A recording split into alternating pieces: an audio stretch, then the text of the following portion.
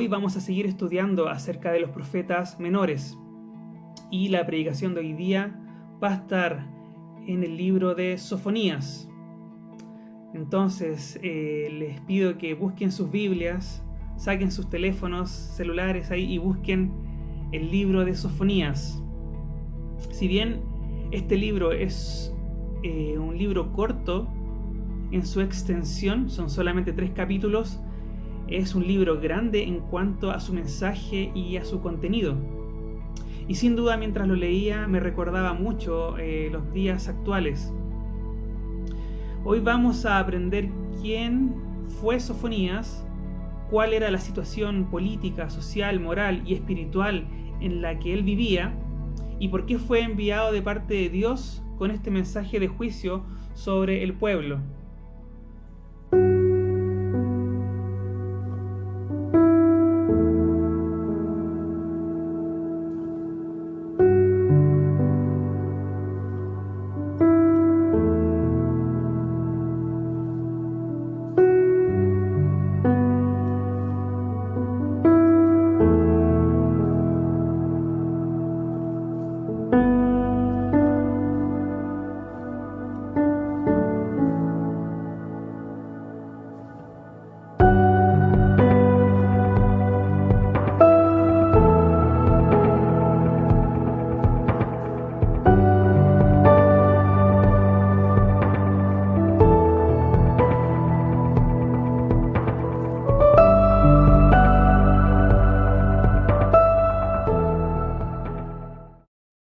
El nombre Sofonías significa Jehová ha protegido o guardado por Jehová, lo cual tiene un gran significado, pues muestra la confianza de los padres de Sofonías en la providencia de Dios, incluso a pesar de los tiempos difíciles.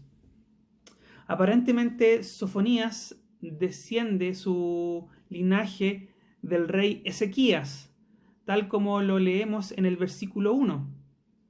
Este mismo versículo identifica también la fecha en que las profecías fueron escritas, que fue durante el reinado del rey Josías. El período entre estos dos piadosos reyes, entre Ezequías y Josías, fue marcado por un decaimiento religioso. La adoración verdadera fue pervertida por el malvado rey Manasés y por su hijo Amón, abuelo y padre de Josías respectivamente. Y como vamos a ver más adelante, esto llevó al pueblo a alejarse de Dios. Para entender un poco el contexto político-social de los días de Sofonías, vamos a retroceder en la historia unos 100 años antes de que Sofonías escribiera, cuando el reino del norte, Israel, había caído en manos del imperio asirio. Israel había sido llevado al exilio y la tierra había sido ocupada por otros pueblos. Por lo tanto, la influencia pagana afectó a todo nivel al reino de Judá, pues la tierra de Israel fue ocupada por otros pueblos. Y esta influencia afectó a todo nivel, a nivel espiritual, a nivel social, a nivel político y también en lo moral. Vamos a leer un poco del contexto, ¿ya? Vamos al segundo libro de Reyes, capítulo 18. Vamos a leer acerca del rey Ezequías para ir entendiendo cómo fue que se gestó todo esto. Entonces busca en tu Biblia el segundo libro de Reyes, capítulo 18. Y vamos a leer qué dice la Biblia acerca del rey Ezequías. Versículo 3 dice, hablando de Ezequías, que hizo lo recto ante los ojos de Jehová, conforme a todas las cosas que había hecho David su padre. Él quitó los lugares altos y quebró las imágenes, y cortó los símbolos de acera, e hizo pedazos la serpiente de bronce que había hecho Moisés, porque hasta entonces le quemaban incienso los hijos de Israel, y la llamó Neustán. Entonces leemos que Ezequías hizo lo recto delante de los ojos de Jehová, y hizo una limpieza, que quitó los lugares altos, quebró imágenes, cortó los símbolos. ¿Ya? Pero sigamos avanzando la historia y vamos a ver qué pasó después que murió Ezequías, porque después sucedió en el trono su hijo Manasés. Y leemos, Segundo libro de Reyes, capítulo 21, desde el versículo 1 en adelante. De 12 años era Manasés cuando comenzó a reinar, y reinó en Jerusalén 55 años. El nombre de su madre fue Hepsiba, e hizo lo malo ante los ojos de Jehová, según las abominaciones de las naciones que Jehová había echado de delante de los hijos de Israel, porque volvió a edificar los lugares altos que Ezequías su padre había derribado, y levantó altares a Baal, e hizo una imagen de acera, como había hecho Acab, rey de Israel, y adoró a todo el ejército de los cielos, y rindió culto a aquellas cosas. Asimismo, edificó altares en la casa de Jehová, de la cual Jehová había dicho: yo pondré mi nombre en Jerusalén. Y edificó altares para todo el ejército de los cielos en los 2 atrios de la casa de Jehová. Y pasó a su hijo por fuego, y se dio a observar los tiempos, y fue agorero, e instituyó encantadores y adivinos, multiplicando así el hacer lo malo ante los ojos de Jehová, para provocarlo a ira. Y puso una imagen de acera que él había hecho en la casa de la cual Jehová había dicho a David y a Salomón su hijo: yo pondré mi nombre para siempre en esta casa y en Jerusalén, a la cual escogí de todas las tribus de Israel. Versículo 8. Y no volveré a hacer que el pie de Israel sea movido de la tierra que di a sus padres, con tal que guarden y hagan conforme a todas las cosas que yo les he mandado, y conforme a toda la ley que mi siervo Moisés les mandó. Mas ellos no escucharon, y Manasés los indujo a que hiciesen más mal que las naciones que Jehová destruyó delante de los hijos de Israel. Leemos aquí acerca de Manasés. Terrible cómo se apartó de Dios, cómo apartó su corazón de lo que Dios había ordenado, y cómo indujo al pueblo hacia el mal, incluso más que las naciones vecinas. Seguimos leyendo en este mismo capítulo qué pasó con el rey Amón, el hijo de Manasés, una vez que Manasés murió. Versículo 19. De 22 años era Amón cuando comenzó a reinar, y reinó 2 años en Jerusalén. El nombre de su madre fue Mesulemet, hija de Harús de Jotba. ¿Y qué pasó? E hizo lo malo ante los ojos de Jehová, como había hecho Manasés su padre, y anduvo en todos los caminos en que su padre anduvo, y sirvió a los ídolos a los cuales había servido su padre, y los adoró, y dejó a Jehová, el Dios de sus padres, y no anduvo en el camino de Jehová. Y los siervos de Amón conspiraron contra él, y mataron al rey en su casa. Entonces el pueblo de la tierra mató a todos los que habían conspirado contra el rey Amón, y puso el pueblo de la tierra por rey en su lugar a Josías su hijo. Vemos que a Amón no le fue mucho mejor que a Manasés. Y leyendo estos versículos nos damos cuenta del contexto de decadencia que venía arrastrando el reino del sur, el reino de Judá, y sobre el cual tuvo que profetizar Sofonías cuando Josías era rey sobre esta tierra. Sigamos avanzando un poquito para leer acerca de Josías. El capítulo que sigue en Segundo de Reyes, capítulo 22, versículo 1. Cuando Josías comenzó a reinar era de 8 años, y reinó en Jerusalén 31 años. El nombre de su madre fue Jedida, hija de Adaía de Boscat. E hizo lo recto ante los ojos de Jehová, y anduvo en todo el camino de David su padre, sin apartarse a derecha ni a izquierda.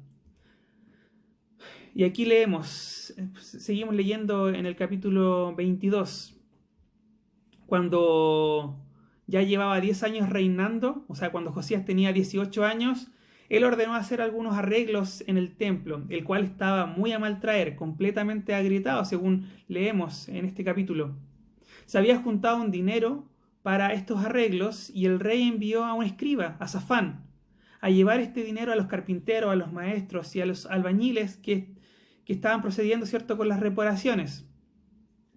Y en este contexto de reparación es que el sumo sacerdote Hilcías encuentra el libro de la ley, se lo pasa a Safán y éste lo lee.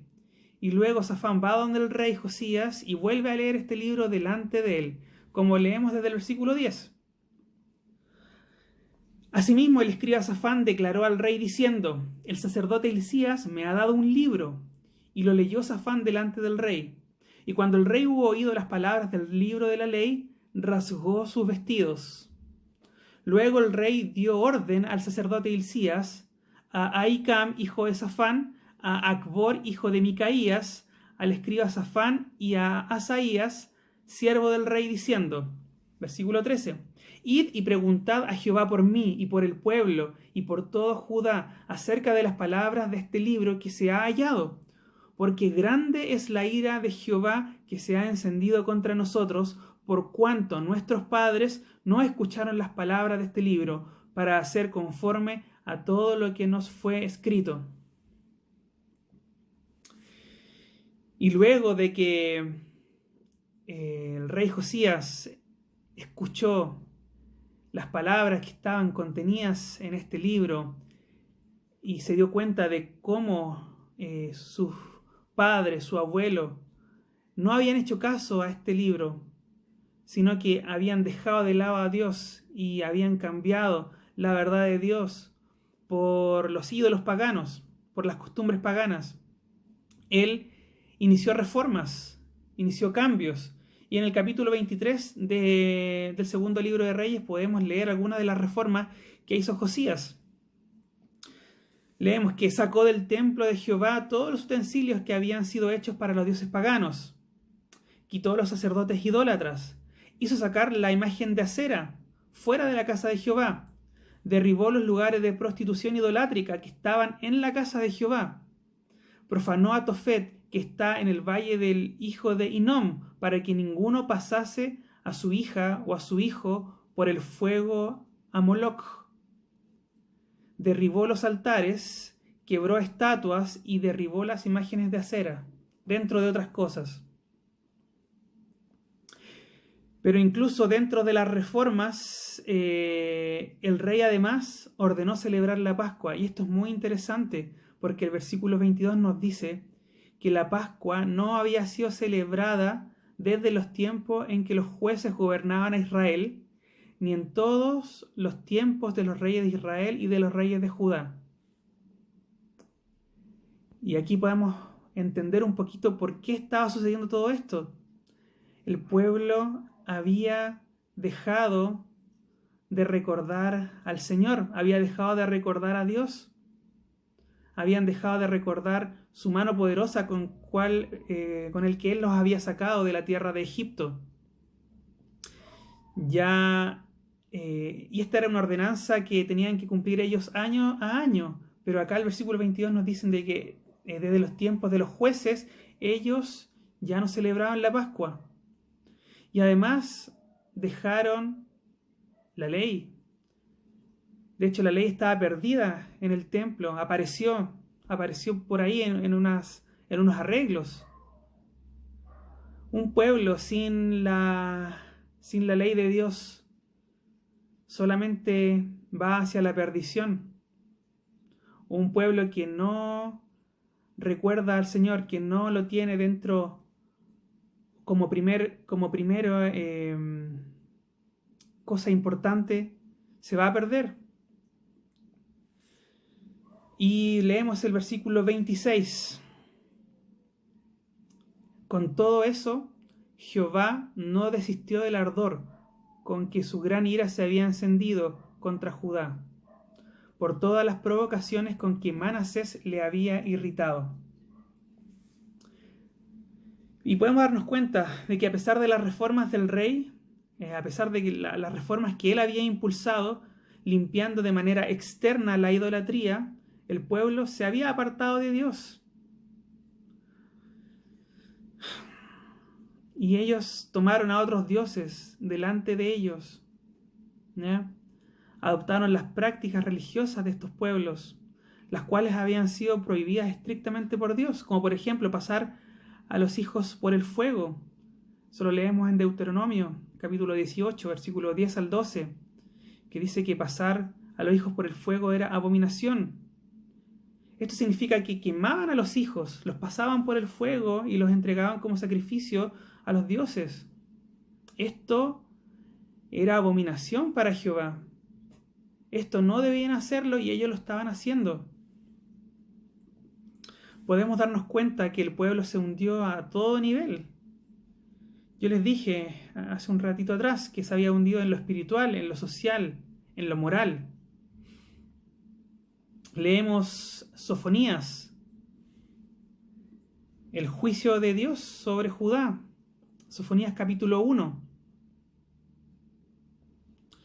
Dentro de lo espiritual había un desprecio hacia Dios y hacia sus mandamientos, tomando prácticas paganas. En versículo 4 de Sofonías, capítulo 1, dice: extenderé mi mano sobre Judá y sobre todos los habitantes de Jerusalén, y exterminaré de este lugar los restos de Baal y el nombre de los ministros idólatras con sus sacerdotes. Y a los que sobre los terrados se postran al ejército de los cielos, y a los que se postran jurando por Jehová y jurando por Milcom. Ellos estaban en un sincretismo religioso, mezclando a Jehová con otros dioses. Versículo 6. Y a los que se apartan en pos de mí, y a los que no buscaron a Jehová ni le consultaron. ¿Ya? Entonces, a nivel espiritual, una decadencia. Pero también en lo social. Ellos habían adoptado costumbres de otros pueblos, se habían corrompido, dejando las ordenanzas de Dios. Por ejemplo, las fiestas que debían celebrar, como la Pascua. En el versículo 8 leemos: y en el día del sacrificio de Jehová castigaré a los príncipes y a los hijos del rey y a todos los que visten vestido extranjero. Se habían corrompido desde arriba hacia abajo. ¿Ya? Los príncipes, los hijos del rey, y todos usando vestido extranjero. ¿Qué significa esto? Vestir vestido extranjero tiene que ver con la adopción de costumbres paganas, de las costumbres de otros pueblos. Por lo tanto, a nivel social, también una decadencia. Y tercero, en lo moral, leemos el versículo 9. Asimismo castigaré en aquel día a todos los que saltan la puerta, los que llenan las casas de sus señores de robo y de engaño. Y habrá en aquel día, dice Jehová, voz de clamor desde la puerta del pescado, y aullido desde la segunda puerta, y gran quebrantamiento desde los collados. Aullad, habitantes de Mactes, porque todo el pueblo mercader es destruido. Destruidos son todos los que traían dinero. Acontecerá en aquel tiempo que yo escudriñaré a Jerusalén con linterna y castigaré a los hombres que reposan tranquilos como el vino asentado, los cuales dicen en su corazón: Jehová ni hará bien ni hará mal. Entonces encontramos que estaban los que saltan a la puerta. ¿Ya? Esto nos muestra el deseo de hombres ricos que salían de sus casas para saquear, a los mercaderes que se habían enriquecido con ganancias deshonestas. Ellos fueron señalados para describir la angustia del juicio venidero. Y acá Sofonías nos describe algunos lugares de la ciudad de Jerusalén. La puerta del pescado, que es conocida en la actualidad como la puerta de Damasco, que está ubicada en el lado norte. ¿Ya? Y la segunda puerta, que era un distrito dentro de los muros de la ciudad, que era una parte de la ciudad donde los mercaderes llevaban a cabo sus negocios. El versículo 12 dice: yo escudriñaré con linterna. Ninguno escaparía del castigo del Señor. Ellos reposaban tranquilos como el vino asentado. Había indiferencia, había ociosidad en el pueblo. Estaban asentados, estaban tranquilos. ¿Ya? Estaban en una indiferencia que los llevó a creer que Dios también era indiferente a su situación moral. Ellos decían en su corazón: Jehová ni hará bien ni hará mal. Como yo soy indiferente, probablemente Dios no se va a meter acá y no va a decir nada. Dios se mantiene indiferente también.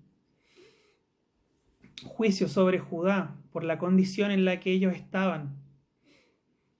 Pero seguimos leyendo este libro de Sofonías, que este juicio es más amplio en su extensión, pues además incluye no solamente el juicio a Jerusalén, sino que también el juicio a las naciones vecinas, como leemos en el capítulo 2.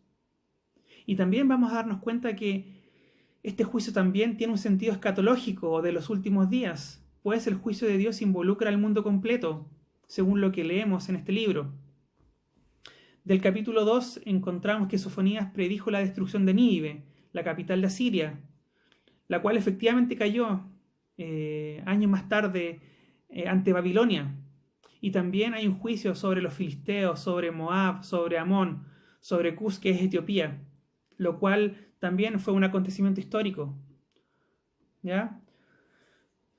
Pero si bien este juicio de Jehová era sobre Judá, sobre Jerusalén y sobre los pueblos vecinos, también este juicio es sobre el mundo entero. Como leemos en algunos versículos de este capítulo, por ejemplo, el versículo 2 dice: destruiré por completo todas las cosas de sobre la faz de la tierra, dice Jehová. Destruiré por completo todas las cosas de sobre la faz de la tierra. O el versículo 18 dice: ni su plata ni su oro podrá librarlos en el día de la ira de Jehová, pues toda la tierra será consumida con el fuego de su celo, porque ciertamente destrucción apresurada hará de todos los habitantes de la tierra.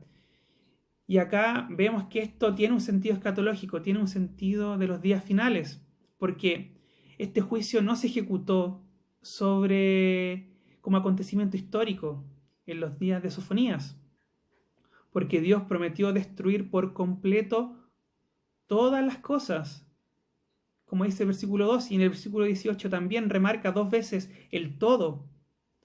Dice: toda la tierra será consumida por el fuego. Y más adelante dice: todos los habitantes de la tierra, ¿cierto? Habrá destrucción apresurada. Y esto, como les decía, no ha tenido un cumplimiento literal aún, pero sabemos que Dios juzgará al mundo en su segunda venida. Y así lo hemos estudiado otras veces en la Biblia.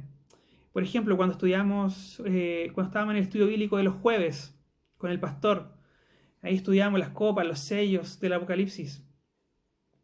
Y estudiamos y aprendimos que sí hay un juicio de parte de Dios a nivel global, ¿ya? Y de esto también se trata el libro de Sofonías. Está hablando acerca del futuro, está hablando acerca también del tiempo de juicio final. Y el tema central de este libro lo encontramos en el versículo 7 del capítulo 1. Nos vamos a encontrar con una frase. Dice, versículo 7: calla en la presencia de Jehová el Señor, porque el día de Jehová está cercano. Y este es el tema del libro. El día de Jehová está cercano. Esta frase, el día de Jehová, aparece a lo largo del libro muchas veces y nos muestra el carácter universal y final del juicio de Dios sobre la raza humana.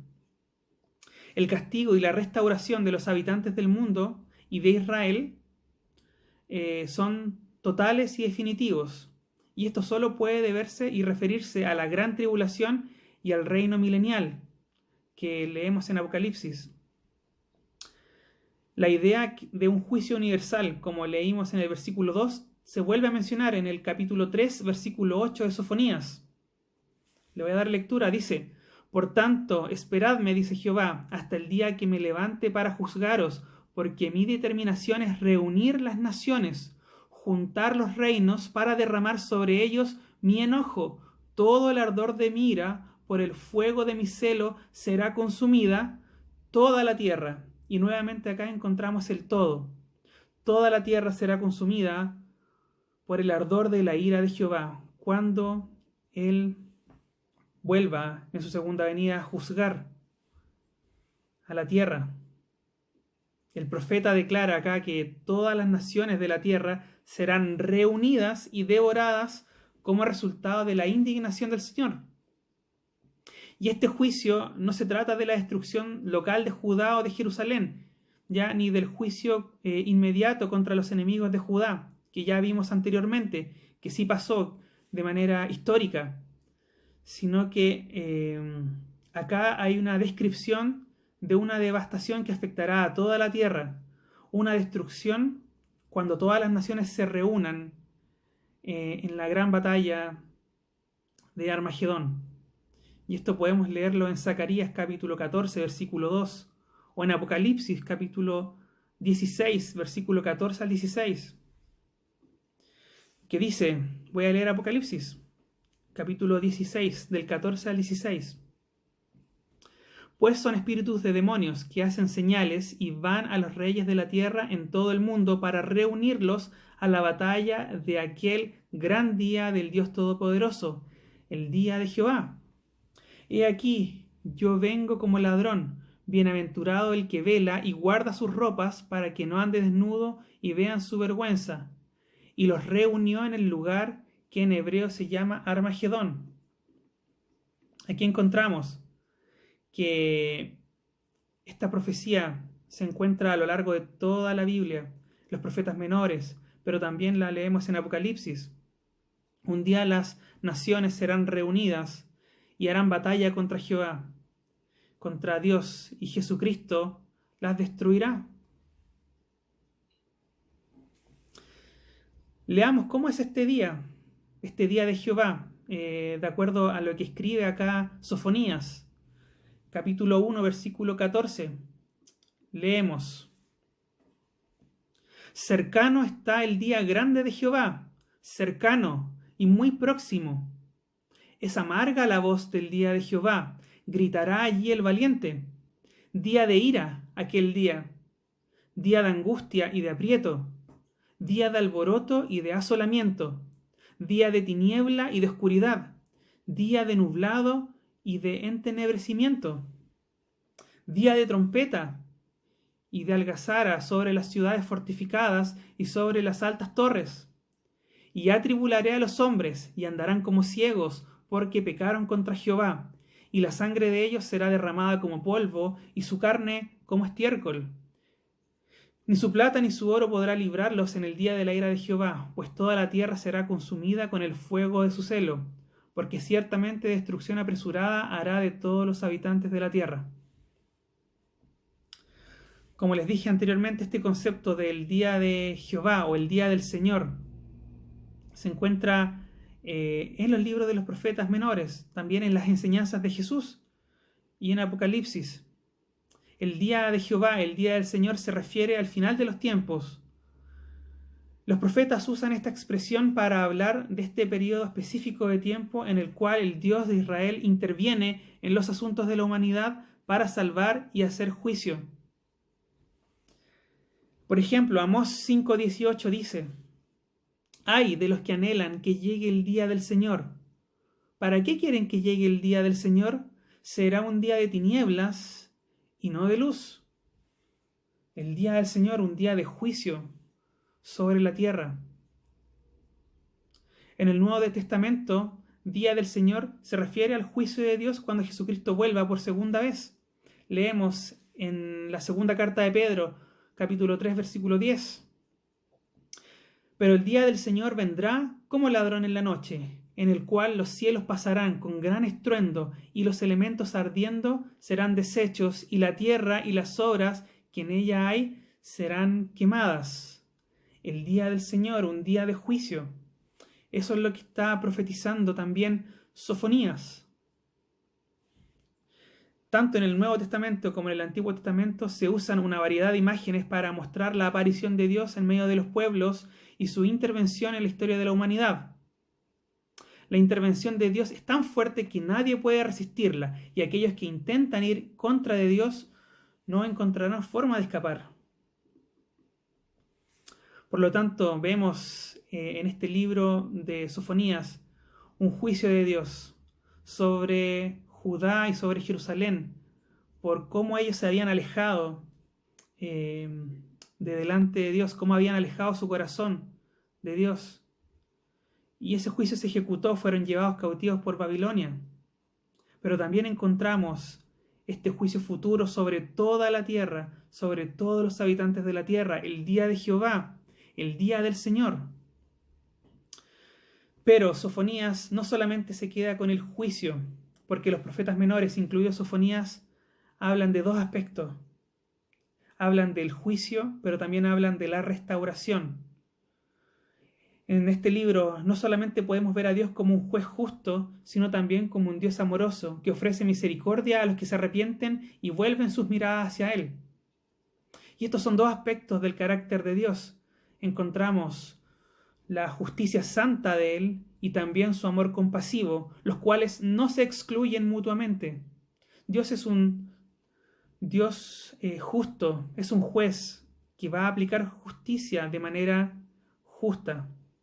Pero también Él es un Dios de amor, un Dios compasivo, un Dios que ofrece perdón, que ofrece misericordia a los que vuelven su mirada a Él.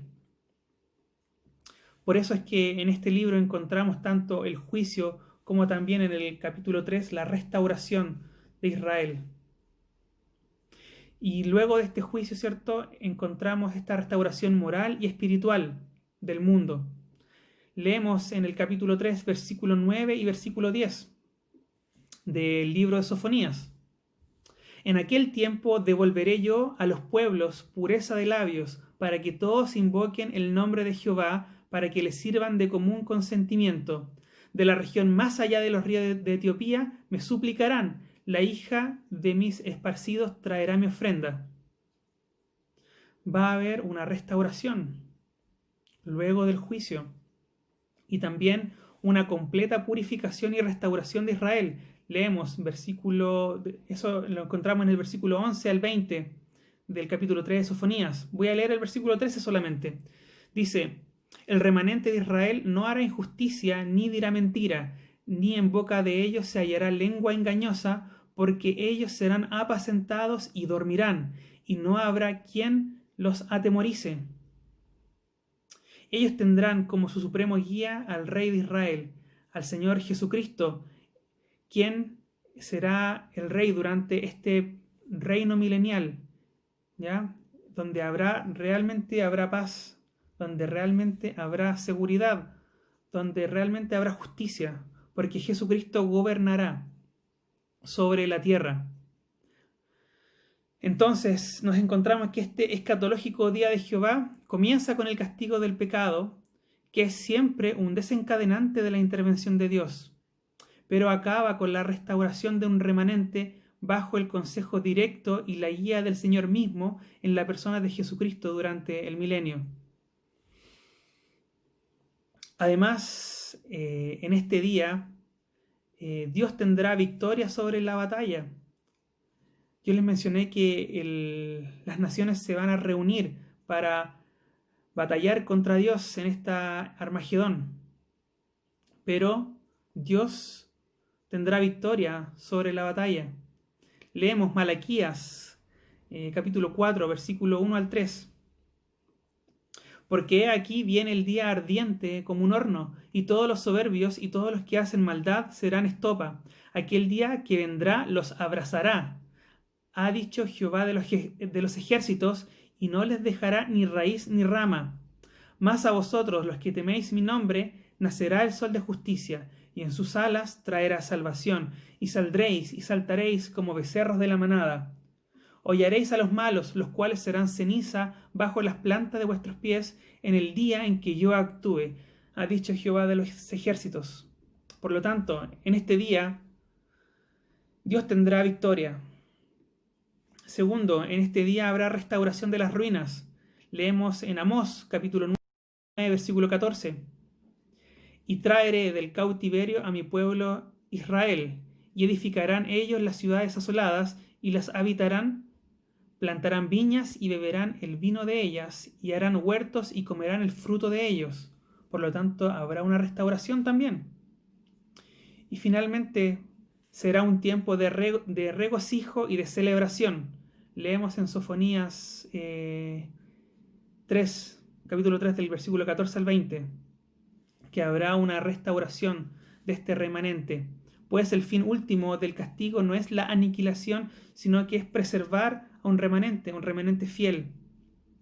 Leo el versículo 17, dice: Jehová está en medio de ti, poderoso, él salvará, se gozará sobre ti con alegría, callará de amor, se regocijará sobre ti con cánticos. En aquel tiempo yo os traeré En aquel tiempo os reuniré yo, pues os pondré para renombre y para alabanza entre todos los pueblos de la tierra, cuando levante vuestro cautiverio delante de vuestros ojos, dice Jehová. Por lo tanto, hay un juicio, pero también va a haber una restauración. Y confiamos en eso, y creemos en eso, que va a haber una restauración. Yo les dije que cuando leí el libro de Sofonías, encontré que se parecía un poco a nuestra sociedad actual. Y me gustaría que pienses y que consideres cómo está nuestra sociedad actual en cuanto a Dios. ¿Lo consideramos en nuestra vida? ¿Lo consideramos en nuestra familia, en nuestras decisiones, en nuestro país? Porque cuando vemos desde afuera el caso de Judá, podemos escandalizarnos a ver cómo ellos cayeron tan bajo, cómo hubo este sincretismo religioso. Podemos decir, ¿cómo cayeron tan bajo? Pero créeme que nosotros como sociedad no estamos tan lejos de eso. De hecho, yo creo que estamos igual o peor quizás que en los tiempos de Sofonías. Cuando Dios no está presente, perdemos el rumbo. Cuando Él no es lo preeminente en nuestras vidas, nos equivocamos.